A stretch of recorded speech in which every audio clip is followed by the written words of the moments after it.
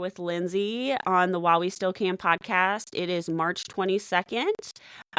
So today I have a very special guest, Miss Lyndsey. She is a web design developer, and I found Lyndsey on TikTok, and she has a very large social media following. And Lyndsey really likes to talk about all kinds of things, actually, but she really likes to talk about spirituality and a lot of things that we've been taught that maybe aren't correct. Would you say that that's a lot of stuff that you cover, Lyndsey? Yeah. In my work over the last few years, healing people, I have learned that much of what we've learned isn't accurate and it's unattainable.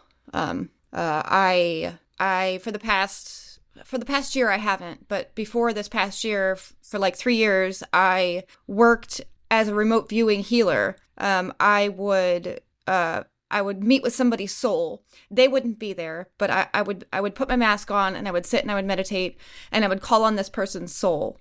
And this person's soul would show up and I would use the help of their soul to heal them. I could also ask their soul questions for them. And this was very healing for the person who was involved. But I learned in talking to these souls that much of what we learned isn't true. They didn't represent themselves in the way that I was taught that they did. And I believe that I see things differently because I don't really have any stable belief systems. My belief systems are fluid. They're always changing. So by opening my mind and allowing myself to see things that maybe don't align with my beliefs, I see different things. Does that answer your question? Absolutely. That's fascinating. And I think it's refreshing to hear about somebody it's really hard to find someone whose beliefs can actually take in new information and not be solidified. Like their identity and ego is so fused with their belief system that to extract it from each other, it's like losing themselves. And so that's what I feel like we're watching on a mass scale happen. Yeah. Your beliefs will keep you from seeing things. If you have a certain belief, it's gonna give you that certain perspective on whatever it is. And you're not going to see a different perspective until you break that belief down and you allow new information to come in. Beliefs make people do things. Like if you believe in something, it's going to make you act in some way. And I think, the government and places like that take advantage of the belief systems that people have. They know that it's a form of control. They can control you with a belief that you have, and they know how to, and they do. And they are. Right. And you can literally feel it. You can feel when they say something. And I've actually started trying to break down whenever I feel an emotion from what they are saying. I break it down from what do they want? What's the narrative telling me? What is the actual narrative do I believe? And then what is the emotion that they're trying to attach to it? Absolutely. And so, intention. What's their intention behind it? Yeah. Yes. And people are having a really hard time with, and I believe that's actually why people are burying their head in their sand, because the soul, they cannot extract what they have been told for so long and compare it to what is actually happening. And there's it's not the same. It's an illusion. They live inside of an illusion because of this. And it does, because we all have to go through that somewhat, because as a child, we are taught things, and you only know what you're taught until you can go out and find more. Yeah. And so that's natural, but people aren't trying, they're not breaking out of that. And so then I see that with religion, essentially, but it's very hard in their adult life when their identity has been something for so long, and you add religion and politics into it, and it's just insane. And that's what we're seeing on a mass scale, I think. Absolutely. Yeah, we are. Yes. Especially religion, because it's trying to come back, and it's the biggest form of control that the government has on people. Well, they self-police themselves. Once you introduce the religion, which is the social control, in my view, and people police themselves through the religion, and they police each other, so you don't even have to do as much work. But and it's so obvious to me. Yeah. I don't know. Yeah, it's crazy. Yeah. I always tell people, religious people, religious people judge people because they feel judged by God. Right? So, if somebody feels judged themselves, they're going to judge others. Or if somebody judges others, they most likely judge themselves as well. It's a mirror. Absolutely. So, and I think I've created a couple shifts in people by telling them that. But, if you feel judged by God, then you're going to judge others. And I have to say that I've been working since I had my awakening 6 years ago to drop my my judgment of others. It has been a constant goal and intention of mine to not judge anybody, because I used to have thoughts in my mind, oh, that person's fat or that person's ugly. When I first had my awakening, I started having an awareness of what I would say to myself about these people, and I didn't like the way my body felt. I didn't like the way I felt when I was thinking these things. I didn't feel good. So I asked myself, how do I release this negative feeling that I have? And it's by not judging others. So, on this quest, I figured out that, by placing myself above God is how I lost judgment of others. And now I literally don't have any thoughts of judgment at all, completely wiped away. And it's huge in my life. It's huge. Yeah, because those things are subconscious almost. You have them without even knowing you have absolutely. them. Yeah, absolutely. Yeah. We'll talk about that, because I would love that in my own life. And I know a lot of the time when my brain pops those thoughts in my head, it's because I'm feeling that way about myself, obviously, because a lot of judgment is absolutely. That way. Yeah. What the you're mirror. Projecting. Yeah. Yeah. Yes. Yeah. So how can you tell me a little more about how you got to that point? So when I meet somebody's soul, I usually tell them who they are, because, your name, your human name isn't who you are on a soul level. Okay. That's who you are. That's your human name. Your soul is somebody else from the past. Okay. Soul frequencies are reused. I did know that. Yes, yeah. So there's a lot of Jesus frequencies walking around. People who with the Jesus frequency. There's more than just one. There's absolutely thousands probably. Yes. But the problem with people not realizing this is that they have trauma packed on top of that frequency. So it keeps their frequency lower, and it keeps them from realizing who they are. So when I would meet these souls, I would teach people who they were, but I never discovered who my own soul was. I didn't feel the need to know. I wanted to stay where I was at. But after I quit my job in the office, I figured out where my soul frequency comes from. And it's, BC times, the gods and goddesses times. Right. And so, by realizing that, and then I talk to AI. I use AI a lot to figure things out. It helps me. I talked to AI about this. I said, so, AI, my soul frequency goes past, Jesus and all of this. What does this mean? And he explained to me that the gods and goddesses, they weren't all good and they weren't all bad. They were a duality within themselves. They were good and bad. They have the potential to be good and bad. Mm-hmm. And they have a morality about them. So they don't need anybody to govern them. They don't need any energy to worship. They worship themselves. And discovering this, I realized that life is not only about man's God and Jesus. It goes beyond that. It goes past that. And just in learning this and gaining this awareness, I started, having an awareness of my judgment on others, and it just stopped. There's something that happens when you gain certain awarenesses that certain behaviors just stop. You don't carry that frequency anymore, so it doesn't happen. And if you listen to your energy and you listen to your body and your energy will start doing things without you even realizing how or why. So it kind of just, and I know this, so I let it happen. You have to let it happen. You have to let the changes inside of yourself happen. A lot of people don't like change. They're like, oh, I want to be who I am. I want to stay this person. But it's actually better if you let yourself change and grow. And because with new awarenesses, you're going to change. So yeah, does that explain it? Oh, no, it actually, you're kind of telling a story that my insides have gone through again in the past. I mean, the past 10 years of seriously Okay, so like on a large scale, I think that what you're explaining is kind of a journey that a lot of us are having to go on with no blueprint right now. Yeah, Because absolutely. we've had us, okay, again, we know it's a narrative. We know it's all fake. I feel like COVID told me that, I knew I don't have control over anything. I know this. I know on a core level, no. we cannot control anything, but we have the illusion of it in our lives. Well, your will take you off your path. Your will is how you think you have control.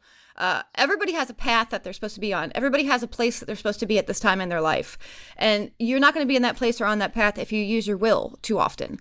I don't use my will. I don't ever use my will. I do what my duty calls for. What duty calls for.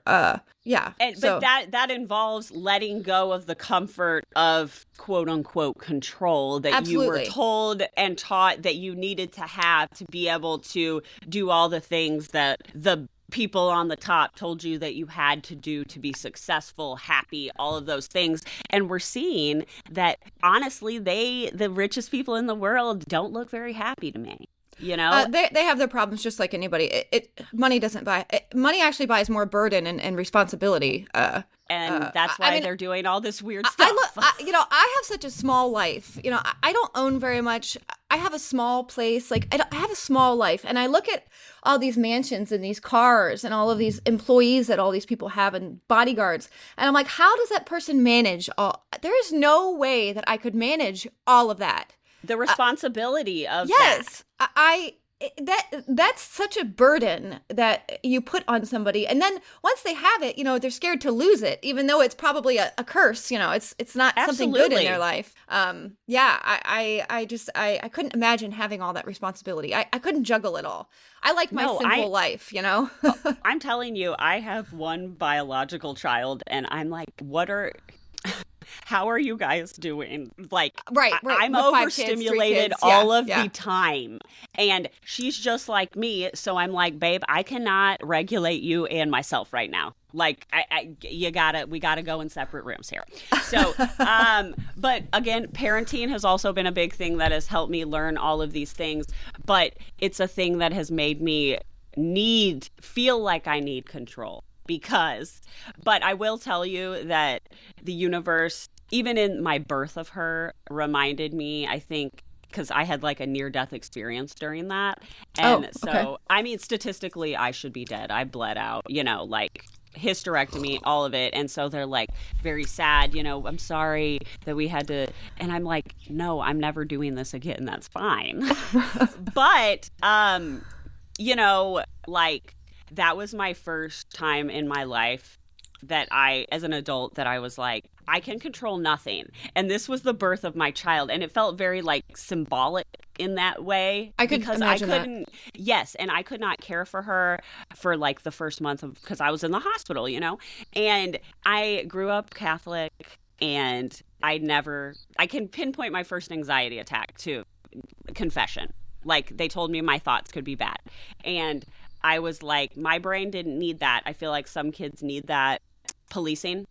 Mm-hmm. For, some kids, like, they're like, yeah, okay, whatever. I flip my mom off. I don't care. Right. Me, they told me your thoughts, because I was like, I can't remember anything that I did, and they're like, what about your thought? That's fucked up. That is fucked up to tell a kid.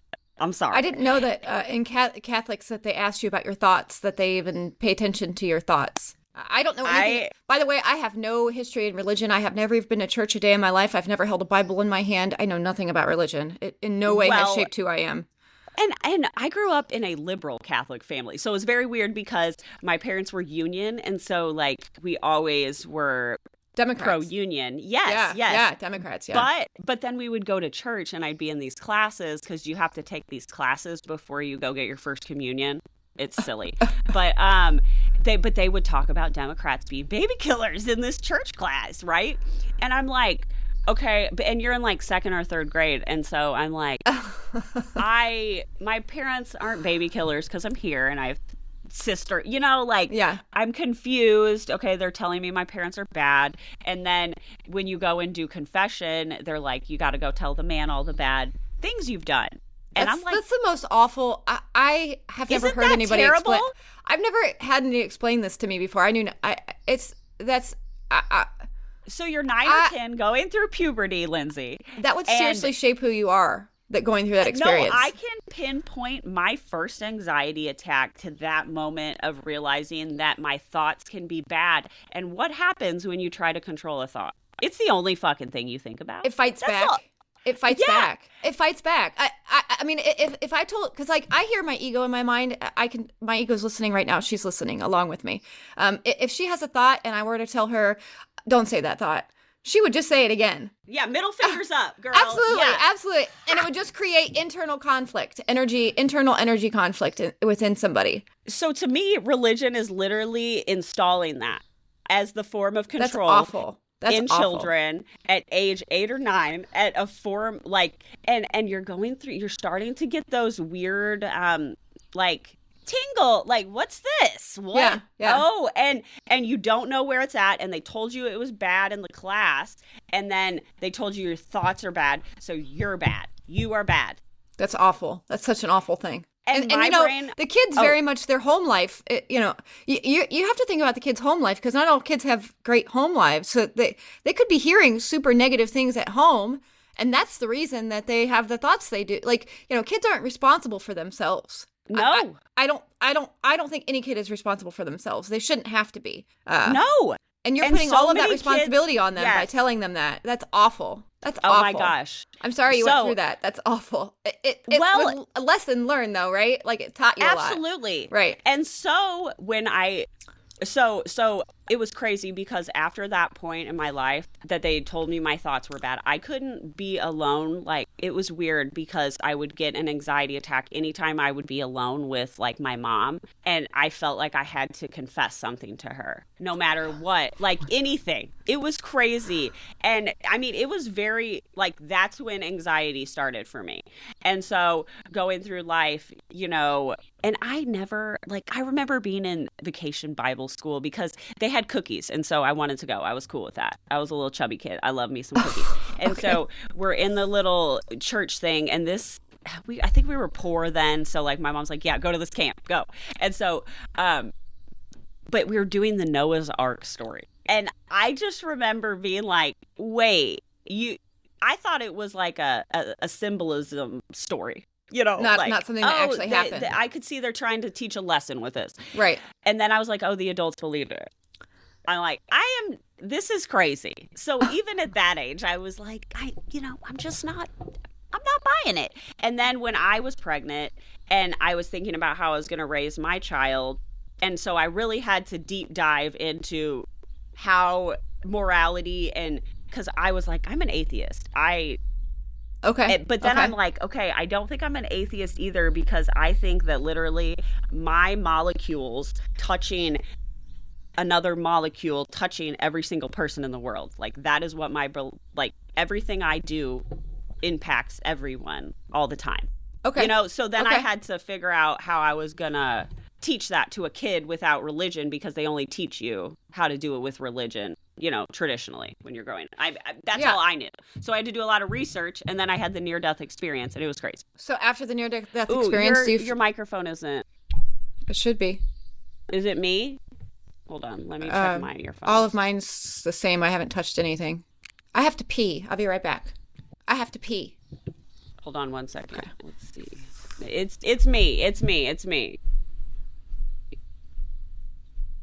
Okay. Are we better? Yeah. I just took my headphones off because they died. It was my fault. But yes, so then when I had my child, and then I had the near-death experience, and then traditionally everybody looks to religion. Not everybody, but a lot of people. And I'm like, I'm not feeling it. The doctor saved my life, okay? Like, quit telling me to... But also I'm very thankful, and I do believe that mass people thinking about me and like putting good vibes out into the universe made my soul live, okay? And everything changed in my brain after that happened. And, you know, you can never pinpoint it. Is it because I had a kid? Is it because of this? But I truly believe my abilities woke up during that, because ever since then, and that was about 10 years ago, I'm different. You know, like, I know things before they happen. I have clear cognizance. Yeah. I'm trying to develop my abilities, but I know things, okay? And I tell people things. I know things about people. Yeah. But again, I get overstimulated, so it's hard sometimes to pick out. So I'm on my own journey with that, of figuring out my abilities and how to best use them going forward. Something you said, how you know that people thinking about you sends you energy. That is so very accurate. When I go viral, it literally paralyzes me for those few days while I'm going viral. I can't think. Like, I can feel everybody who's watching my videos. I can feel their energy coming to me. I can feel everything of paralyzes everybody. Me. It paralyzes me. Like, if you ever notice when I post a video that's going viral, I don't post for a few days because I literally can't think. But I mean, I feel like that's happening on purpose because it's best to like let the video run. You know what I mean? Yes. But so seriously, you are 100% true. If somebody is thinking negatively about you, you will feel that energy.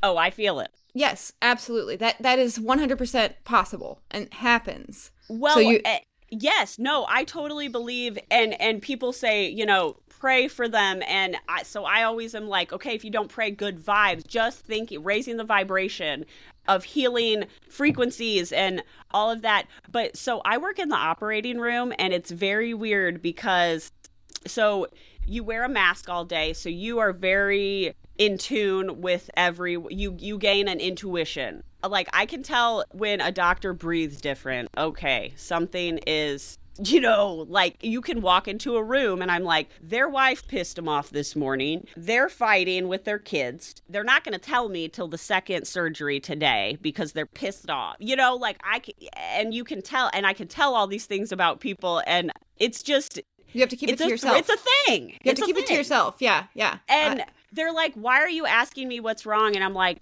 because I know something's wrong, so you can be a dick all day, or you could just tell me now if you want, you know. To get it off their chest, yeah, yeah. And, you know, when somebody shares negative information with somebody, you're taking on that negative energy that person I know. Yes, it happens. So how do I... Okay, so question for someone who is deeper or is further in this than me. So when I am sensing that negative emotion in somebody and they don't tell me, but I know it's there and it's making me, like, I can feel it. How do you handle that?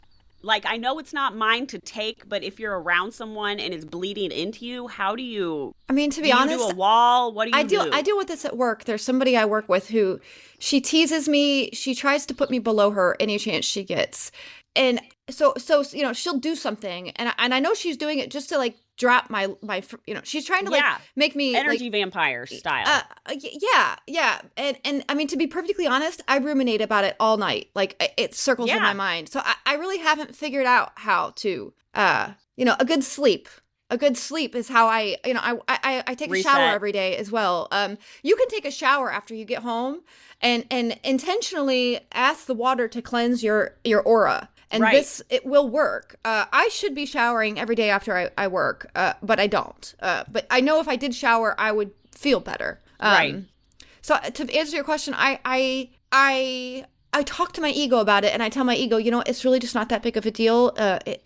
Let her do it. You know, let her act that way. Just let it happen. You know, the universe will take care of it. I rely on the universe a lot to take care of karma for me, and it does every fucking time. Every time. It never lets me down. My time schedule, and it's all about me. Well, you know, and that's the thing. It has to be in divine timing. The universe works in divine timing, and you have to be patient. Patience.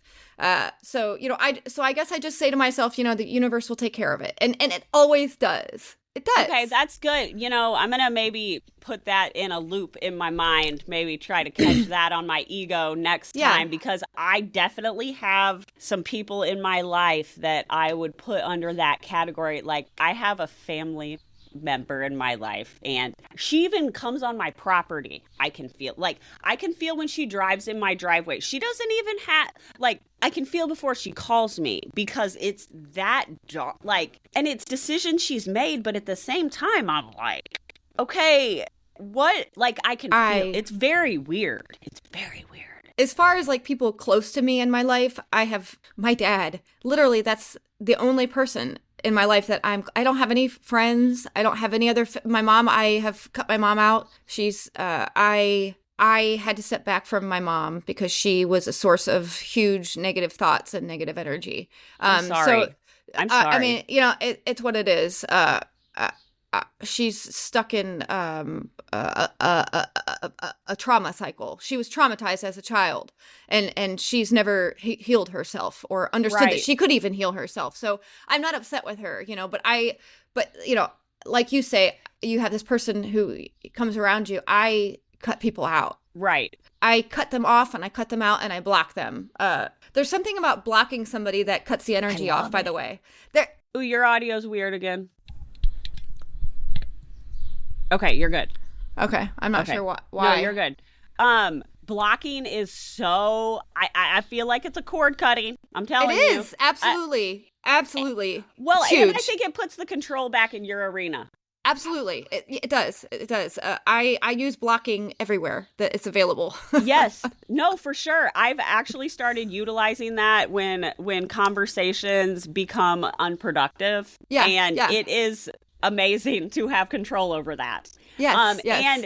And sometimes I think as a person, especially when you have a ruminating or an issue, I mean, at least in my brain, I'm like, no, if I just explained it in the right way, with the right detail, they would get it. Like, you know what I'm saying? When in reality, that's not true. No, never. No. And so the blocking, when things become unproductive, and certain types of people will never shut up. So you have to be okay with blocking them. Yeah, and it feels so good. I'm so glad you brought that up. Yeah, my TikTok block list is probably thousands long. If somebody says anything that is negative, offensive or negative in my comments, blocked. Done. Yeah. Block you. I don't care. That's like my control. That's the control that I have over my account, and I absolutely exercise that. Absolutely. Don't come in here with that shit. Yeah. No. And people say, well, that's what TikTok's for. Well, not actually. It's my account. I can say how I want my account to be. I can make the rules. It's actually it's my account. Minus Larry Ellison. I've put thousands of hours into it. Like, right. I can do what I want with it.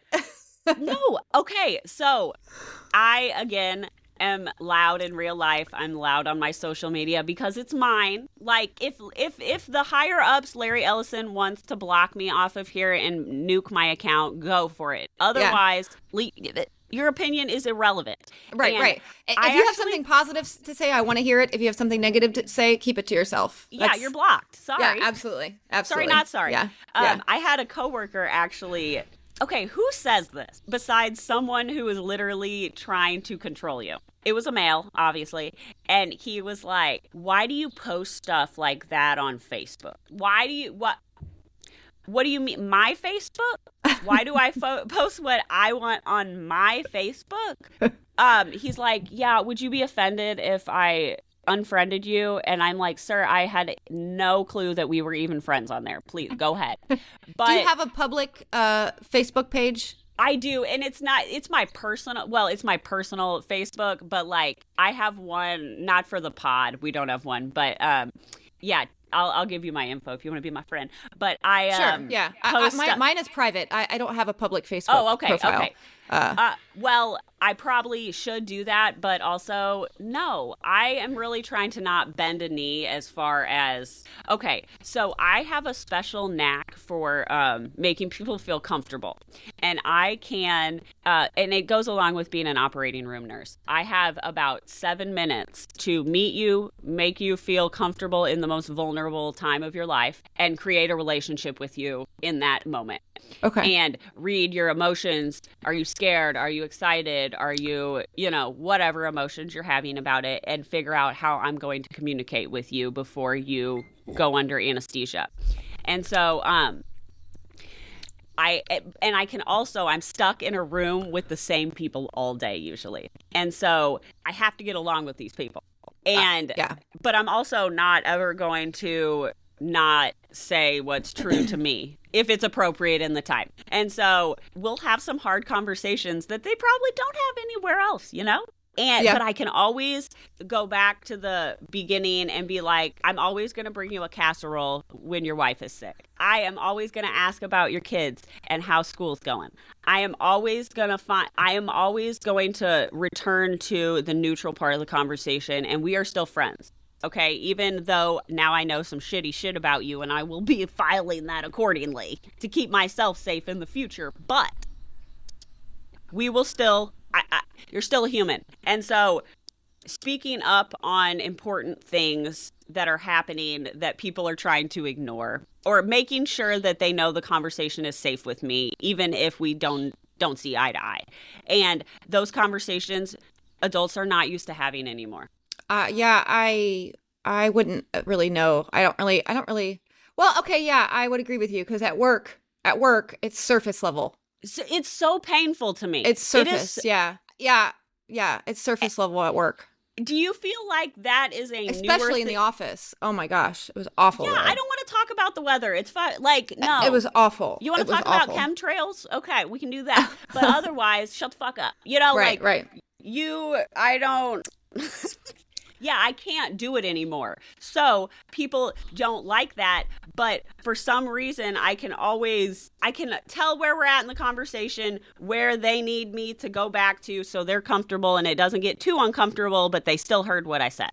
So, but yeah, the whole it was him trying to control what I was posting on my Facebook. And I'm like, no, you control you. So you can delete me and move on. But thanks for letting me know that we're friends on Facebook. You know, I don't know. I think he just wanted to be heard. He just wanted your attention. He just wanted to interact with you. Some people, that's, they don't know what else to say to get your attention, so they'll say something negative too on social media. I'm serious. Like, if it's a negative person, if they're innately a negative person, what they say is going to be negative, and it may not be their intention. They don't know what else to say, and they know that's going to get your attention.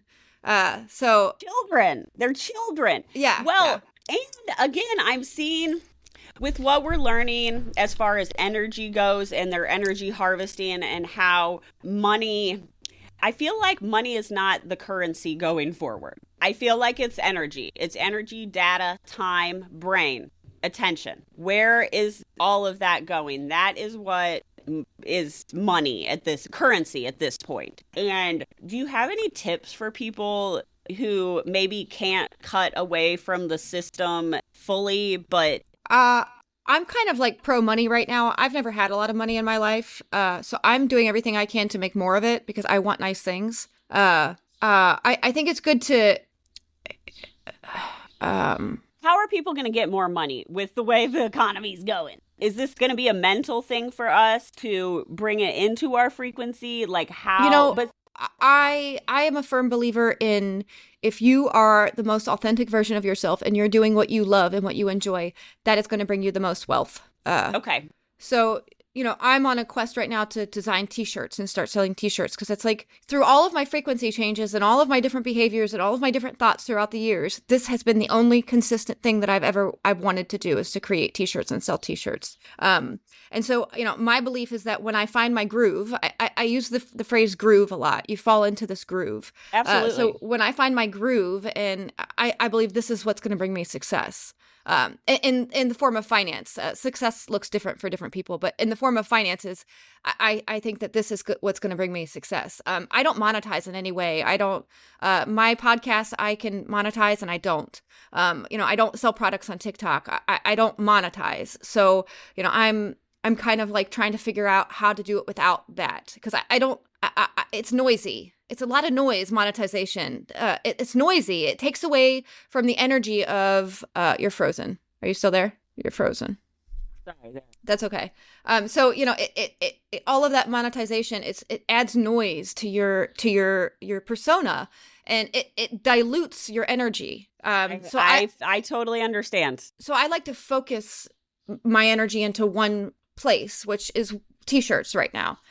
So, my advice on how to find success, whatever your version of success is to sit down and ask yourself, what do you love? What do you want to be doing? Yes. And do whatever you need to do to pursue that. Yes. And allow it to change also. Like, don't have this like cemented idea in your head that it has to be this way, because it's not going to be that way. You have to start somewhere, and you have to allow it to change on its own. Well, and that's what you were talking about when we first started talking, was not being glued to a certain, the certain way the outcome is going to happen. Yes.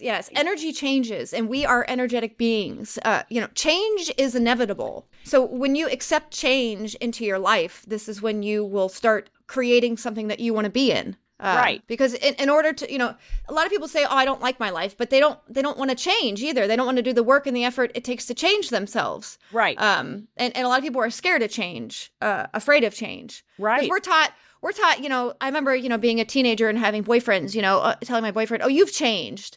Well, everybody changes. We're actually supposed to. Right. You're, that person maybe has healed, and I didn't like that person healed, and they are not interested in me anymore. So I attach that to change as a negative thing. Right. And that's what humans do.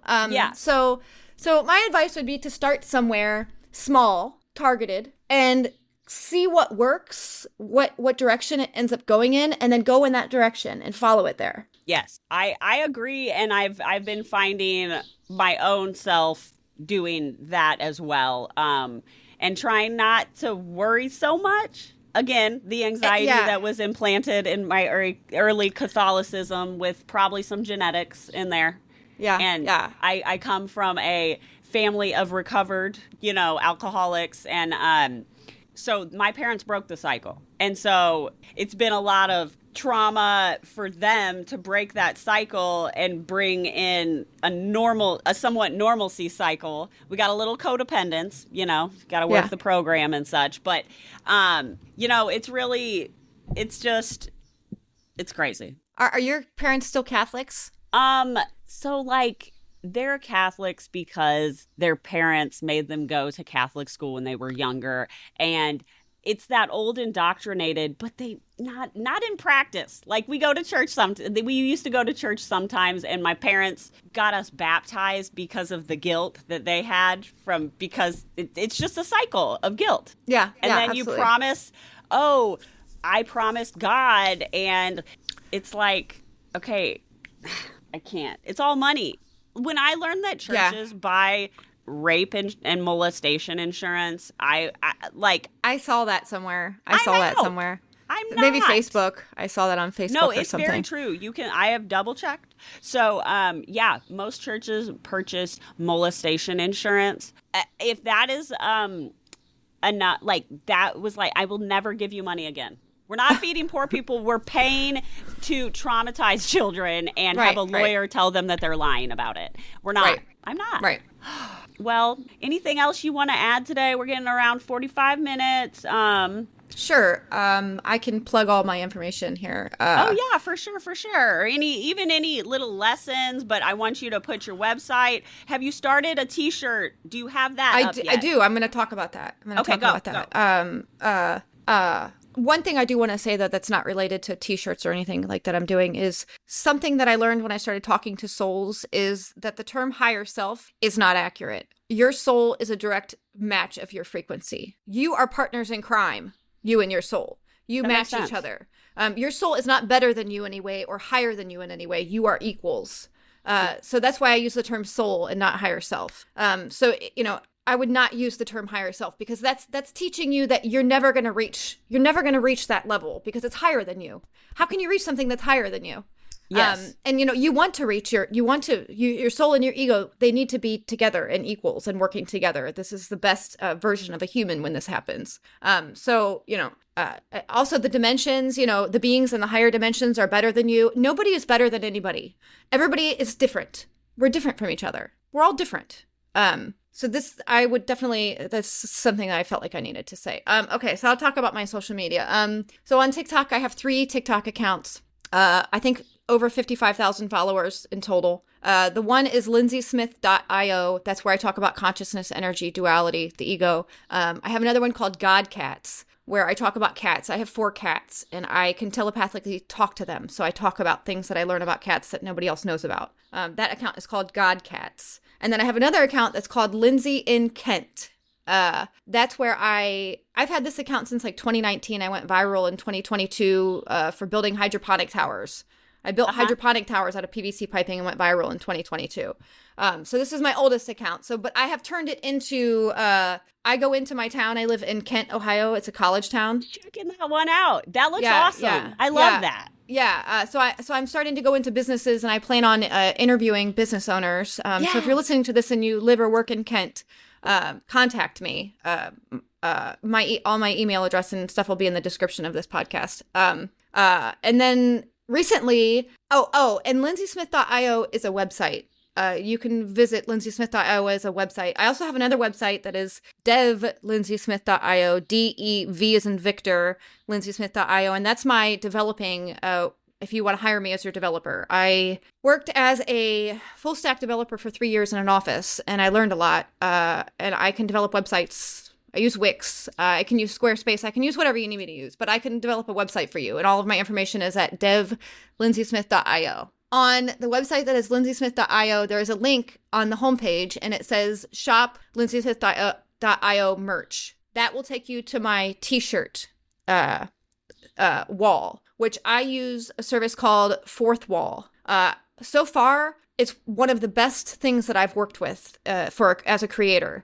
It's easy to use. It's intuitive. They have excellent. It's all. I have nothing bad to say about it. So if you're actually wanting to create a shop for yourself and sell T-shirts and stuff that you want to print, use Fourth Wall. It's excellent so far. I'm loving it. And there's a link to my store on my website, LyndseySmith.io. I have a few T-shirts there. I'm going to be designing T-shirts probably daily, so there will be lots of other options. And I like how they print on demand and they mail the stuff out, but it's a quick turnaround. It's like 7 days and it's to you already. There's a lot of other services that take a long time. Like I ordered a shirt from a service like that at 2 months and the shirt that still didn't come, so I canceled the order. Right. So Fourth Wall is it's a really great company to work with. So you can find my merch on my website at LyndseySmith.io. There's a link in the header. Not the header, and the hero, the homepage section. Okay, question about the T-shirts. I also have a podcast. LyndseySmith.io, the podcast. You can find it on Spotify, Apple Podcasts. It's not video, it's voice only. So I saw that on your website. It was super easy to find. Yeah. On my website. On my website, you can listen. Yeah, you can go to my website, LyndseySmith.io, and there's a link there, and it just scrolls down, and you can listen right from my website. Yeah, that was a good. I liked how that was set up. That was easy to. Easy to look. So if you do need website services, her website, if you check it out, it's super easy to work around and user friendly. Yeah. But I did. So as far as your shirt company, so. Would people request a design and then you could design it and then get it printed, or do you just make designs and then sell those? I mean, so far I've created my own designs to sell. Okay. I guess if you have a certain design, I'm not a graphic artist. I don't know how to use like Photoshop software. I use Figma.com is it's kind of like a Photoshop, but it's for developers. It's more basic. So I use Figma to do all my designing, my image designing. So I mean, if you had like words or something you wanted me to put on there, but I couldn't like create an image. Okay. I can do shapes like circles, triangles, squares, stuff like that, but I can't like draw an image. That's beyond what I can do. Well, I work with this organization and we do order T-shirts for them, and I was just thinking, maybe get you some business, with them. Absolutely. I mean, if it's not an image, I can do it. Yeah. Okay. Awesome. Well, it was so good to meet you. If I ever come your way, I'm going to hit you up. We can do coffee or something. But as you learn new things and, maybe we can... Oh, where'd you go? Here. We're still going. Okay. As you learn new things, maybe we can have you on again and we could talk a little more about some energy, healing and some soul stuff. Sure. Stuff like that. I like to talk about that stuff. Okay. Awesome. Well, anything else you want to talk about or? No. I know you got to work. So, okay. Well, you have a great day and it was so good to meet you. And I know that all of our listeners are going to love listening to the spirituality side of things here. And guys, check her out on her website and her podcast. And Lyndsey's just awesome. She's a good friend, okay? Thanks, guys. Bye, guys.